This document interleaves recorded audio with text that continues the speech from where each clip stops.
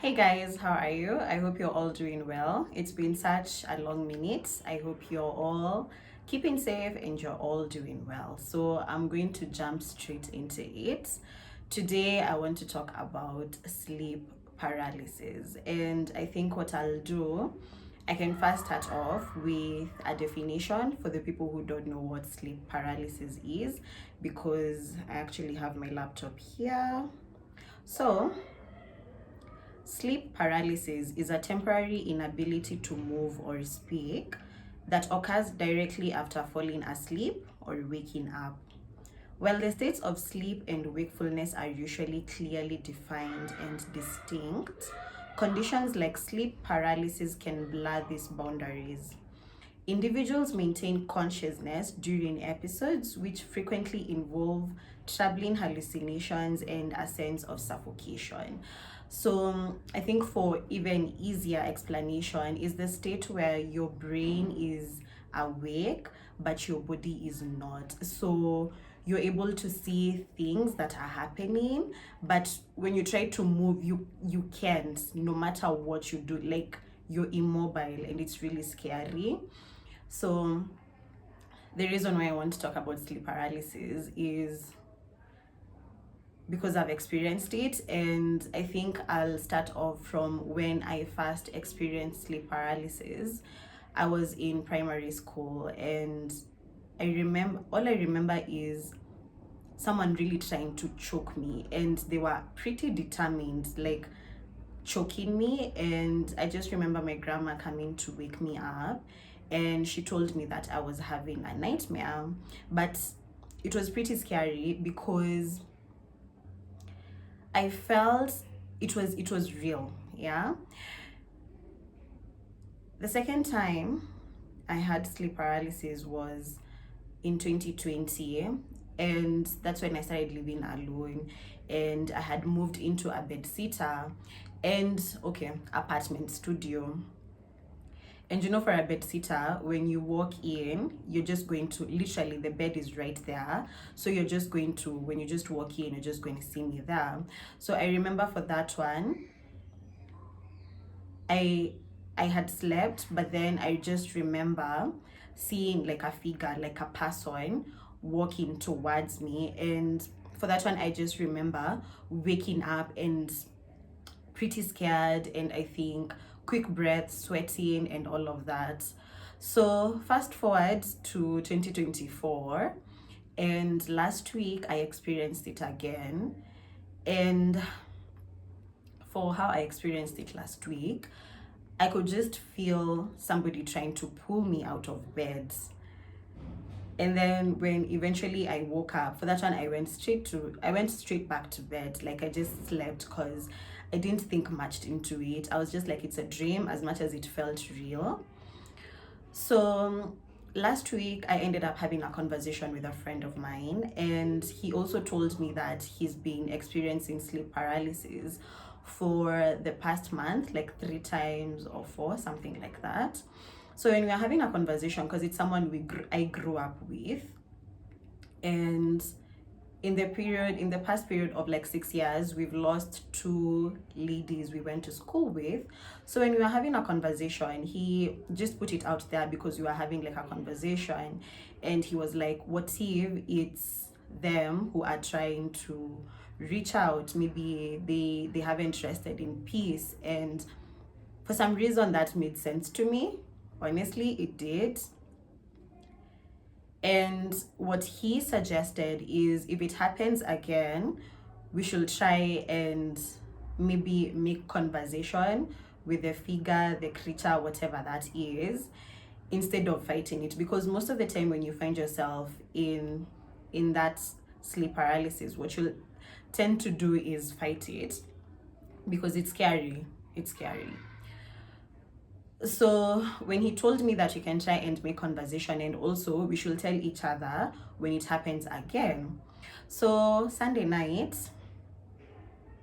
I end up experiencing sleep paralysis again. And for this one, because I remember having a conversation with that friend of mine, I was like, you know what? I'm not going to fight it. Let me try and make conversation, like he said. So how this one happened is my bed is okay, the headboard is towards the door. Yeah. So all I remember is seeing a figure. Okay, for guys who've watched Supercell, you see like those guys who are being sent to arrest the people with powers. I'm not saying I have powers, I'm just trying to explain. It's like a shadow of sorts, yeah, like you can't see the face, but you can just see a shadow. So so the shadow came to my head, like something to my ear, and it was trying to whisper something to me. So I remember I was like, okay, don't fight it, try and make conversation. So I try being like, to see if it's actually going to like talk or something, because it didn't even look like it had a mouth. It's just a shadow, like the face is just black. Yeah. So I'm like, and that's when I realized, oh, we're not on the same page, because it now started looking like it's beating me, like boxing me on my face, for lack of a better term. And that's when it actually now hit me, okay, I think we can't have a conversation. And when I noticed that, it now went to the window, and that's when now I realized I need to start fighting. And when I started fighting, what I did was I just started saying, God, like I just started like God so many times. And at this point, I'm also trying to yell, but the scream is muffled, it's not coming out. And it went to the window where the curtain rod is, and it just stood there, and then it started dancing, like a wiggle of sorts, like, and then like everything is happening so fast. I'm like, what? So after the wiggle, it now disappeared through the window, like just disappeared. And then I woke up, and that one for Sunday to me was pretty intense, comparing even to the others I've had, because now this is like the fourth time I'm experiencing sleep paralysis. And when I woke up, I prayed, and I couldn't go back to bed.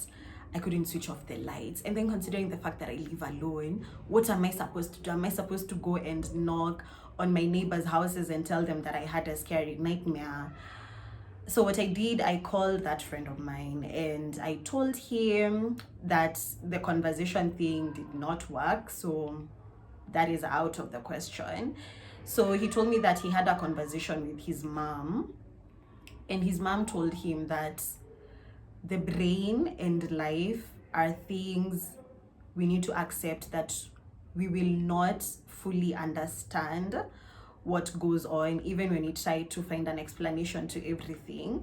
Because even right now, when I was doing research on sleep paralysis, they're saying that they are yet to fully understand what actually happens.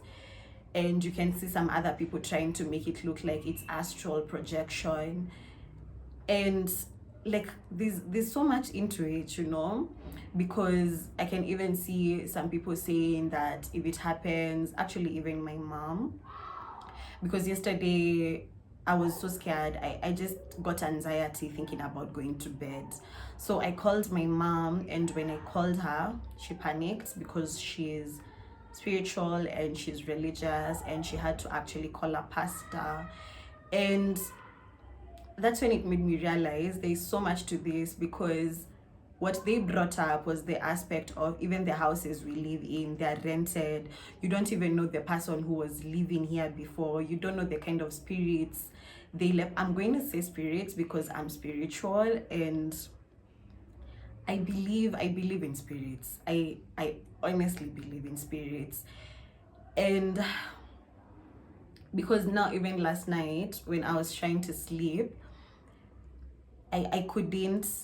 It was that kind of sleep where you have to make sure that you don't sleep fully, because you don't know what is going to happen if you just let go and sleep. And I read somewhere that sleep requires peace, and that's why most of us actually struggle with sleep.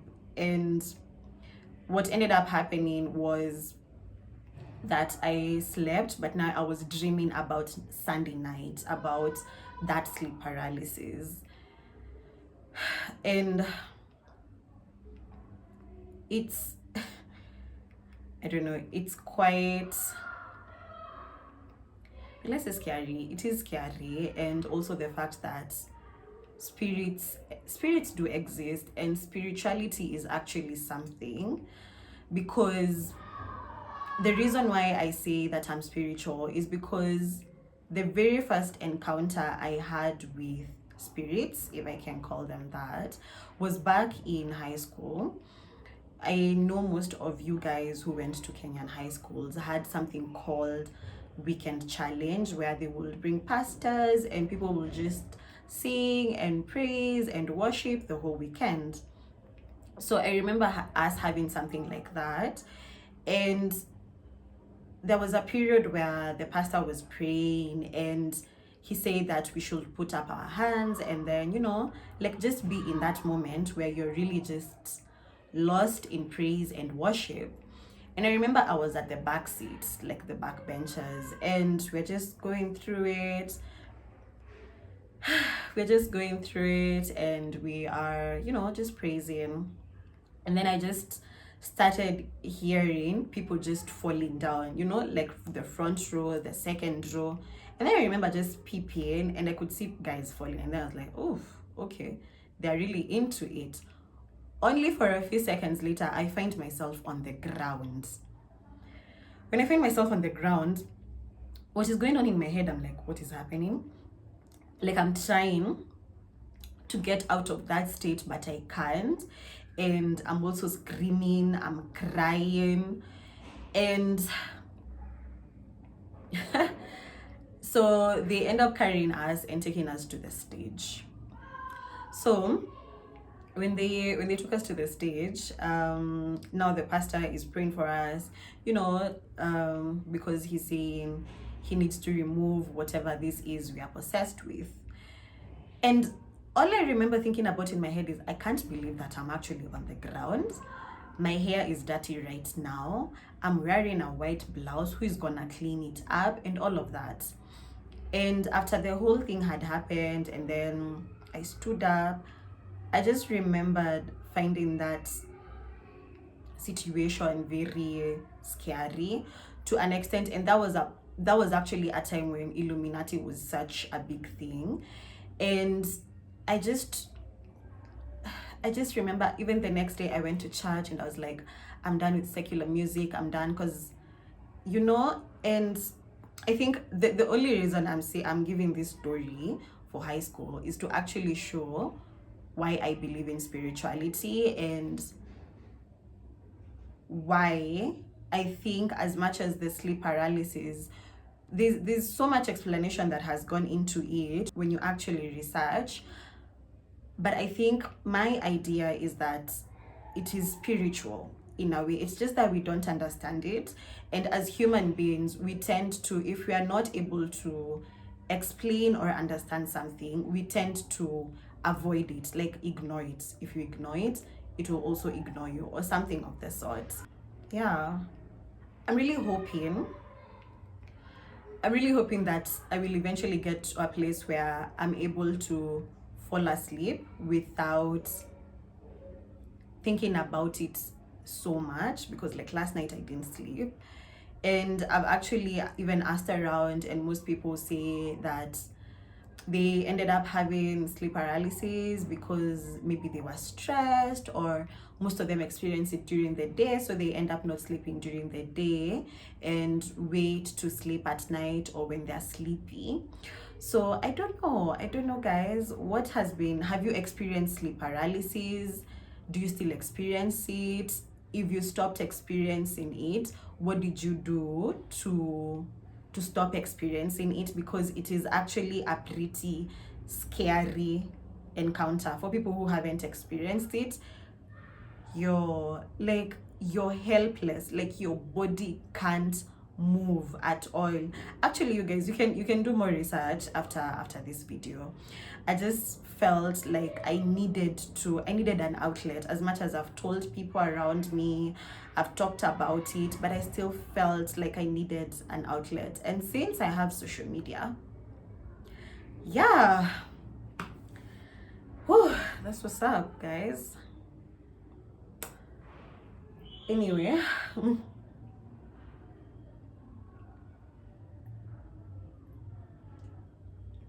that's it from me. That's it from me.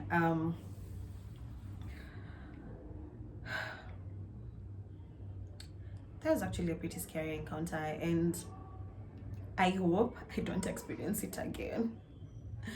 Because I can see some people actually saying they already got used to it. I don't want to get used to sleep paralysis. I don't.